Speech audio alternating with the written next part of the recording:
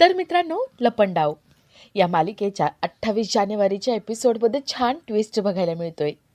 आणि ट्विस्ट असा असणार आहे की सरकार म्हणते आता तर बघायलाच हवं, 10 लाख रुपये देणारी ती दानशूर व्यक्ती कोण आहे, आता बघायलाच हवं. तर इथे कान्हा आपल्या घरी येतो. तो आपला हसता खेळता फॅमिलीचा फोटो बघतो, त्याच्या डोळ्यात पाणी येतं. कान्हा आपल्या आजीकडे येतो. आजी म्हणतात, आता पुढची खेळी, आता पूर्वतयारी सुरू करायची. तेजस्वींनी कामतचं साम्राज्य पोखरायला आता सुरुवात करायची. आजी पुढचा प्लॅन काय आहे ते कान्हाला सांगतात. तर इथे कान्हा रात्री घरी येतो. सखी सगळ्या चाळीतल्या मुलांसोबत गेम खेळत असते, त्यांना इंग्लिश शिकवत असते. ती मुलं म्हणतात, सखीताई आता तुझं पुढचं डेअर आहे की तू कान्हा दादाला किस करायचं. सखी म्हणते, नाही हा, मी हे नाही करणार. सगळे मुलं मागे लागतात. ती म्हणतात, ताई तुला हे करावंच लागणार आहे आता. सखी कान्हाच्या गालावर किस करते.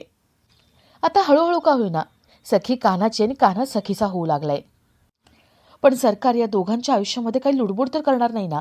आणि जर तसं केलं तर पुढे कान्हाची खेळी काय असेल हे बघण्यासारखं असेल. तर या सगळ्याची सुरुवात कशी होते ते थोडक्यात पाहू. तर मालिकेत आपल्याला असं बघायला मिळतंय की कान्हा सखीच्या पायात पैंजण घालून देतो. सखीला खूप छान वाटतं. सखी म्हणते, कान्हा हे फक्त पैंजण नाही आहे, माझ्या बाबांचा आशीर्वाद आहे. सखी कान्हाला मिठी मारते आणि म्हणते, कान्हा अरे ही माझ्या आयुष्यातली सगळ्यात बेस्ट संक्रांत आहे, थँक्यू सो मच. कान्हा सखी एकमेकांच्या मिठीत हरवून गेलेले असतात. आणि सखी कान्हा अजून का नाही आले हे बघण्यासाठी चाळीतल्या बायका तिथे येतात. सखी वाण आणायला गेली पण ती अजून आली नाही म्हणून त्या बायका आलेल्या असतात. जानू त्या बायका सखीला चिडवतात. त्या सखीला म्हणतात, सखी अगं तू तर वाण आणायला आली होतीस ना, आणि तुझं इथे काय चालू आहे. सखी म्हणते, तुम्ही पुढे व्हा, मी येतेच. जानू सखीला चिडवते आणि बाहेर जाते. सखी कान्हा यांच्यामध्ये ऑकवर्ड सिच्युएशन निर्माण होते. सखी म्हणते, सॉरी, फ्लोमध्ये मी मिठी मारली. कान्हा म्हणतो, ठीक आहे, पण वाण ते काय देणार आहात तुम्ही. सखी म्हणते, मला माहिती आहे काय द्यायचं आहे ते. तर इथे सरकारने मीनाक्षीचा गळा धरलेला असतो. सरकार मीनाक्षीचा गळा धरून तिला भातामध्ये कोंबते आणि मीनाक्षीला म्हणते, आली गंमत आली. ही सरकार आहे, सरकार कधीही हरत नाही, लक्षात ठेवायचं. सरकार मीनाक्षीला ढकलून देते आणि तिथून निघून जाते. परशू मीनाक्षीला म्हणतो, मीनाक्षी अगं हे सगळं करायची काय गरज होती, तुला माहिती आहे ना ती कशी आहे, कशाला तिला बोलायला गेलीस तू. मीनाक्षी म्हणते, मी मुद्दाम तिला डिवचलं. सखी जिंकणार, सरकार हरणार हे ऐकल्यानंतर ती मोठी चूक करणार मला माहिती आहे, आणि हीच मोठी चूक तिच्या हातून झाली पाहिजे म्हणून मी मुद्दाम केलं. परशू म्हणतो, वा छान केलंस तू, मला आवडले. ते दोघं हसायला लागतात. तर येथे सखी चाळीमध्ये सगळ्या बायकांना वाण म्हणून पतंग देते. सगळ्यांना त्यांचं बालपण परत देते. सगळे एन्जॉय करतात, पतंग उडवतात आणि मस्त धमाल मस्ती करतात. सखी सगळ्यांसोबत व्हिडिओ काढते, फोटोज काढते आणि सगळे हॅपी मोमेंट्स कॅप्चर करते. रात्री सखी सरकारला ते फोटोज व्हिडिओज पाठवते आणि तिला व्हॉईस नोटही पाठवते. सरकार ती व्हॉईस नोट ऐकते.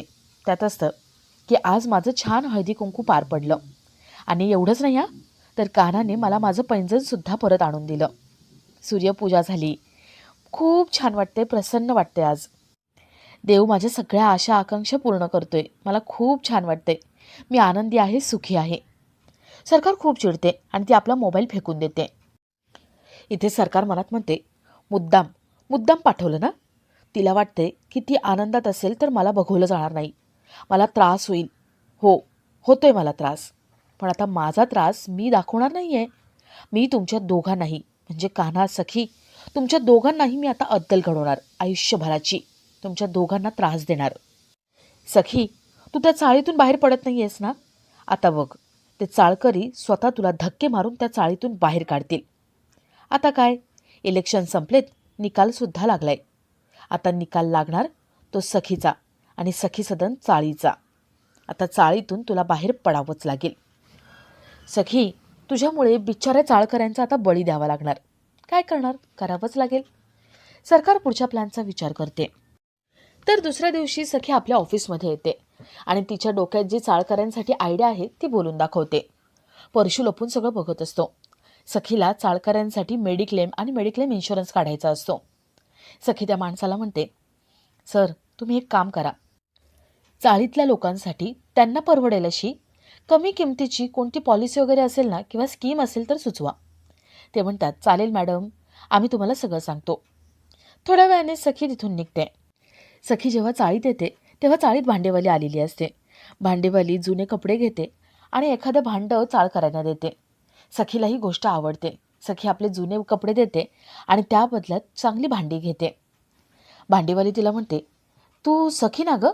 तुझं स्वयंवर आम्ही टी व्हीला बघितलं होतं. पण का गं, तू एवढी महालात राहणारी आता चाळीत कशी काय राहते? म्हणजे बघा, वाईट वाटून घेऊ नको, पण तू सरकारची मुलगी आहेस. तू कोणत्या हेतूने इथे आली असशील कोणास ठाऊक. नाही बाबा, संशय येतोच ना तरी मनात. सखीला वाईट वाटतं. तिचा चेहरा उतरतो. चाळीतल्या सगळ्या बायका तिला भांडेवालीला ओरडतात आणि तिला जायला सांगतात. भांडेवाली तिथून निघून जाते. सगळ्या बायका सुद्धा जातात. सखी उदास उभी असते आणि कान्हा तिथे येतो. कान्हा विचारतो, सखी मॅडम, काय झालं काय? चेहरा का असा झालाय?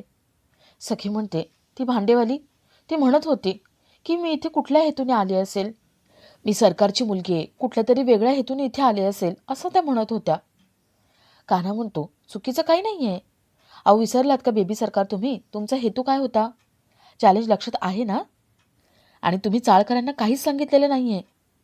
सखी म्हणते, मी त्यांना सांगितलं तर त्यांना वाईट वाटेल आणि ते वेगळा अर्थ काढतील म्हणून नाही सांगितलं.